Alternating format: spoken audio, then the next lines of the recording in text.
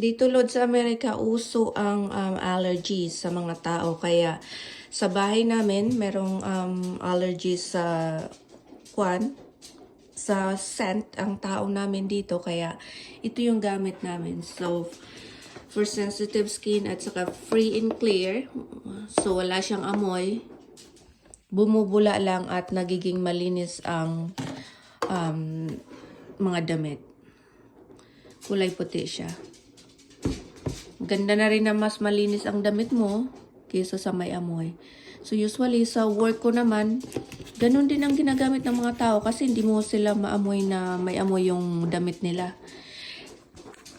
At saka dito naman sa Downy, nagiging soft lang siya, wala din siyang amoy. So kulay puti lang din naman yan. So yan ang gamit namin dito sa paglalaba ever since dumating ako sa Amerika. Oh, kailangan labahan ka.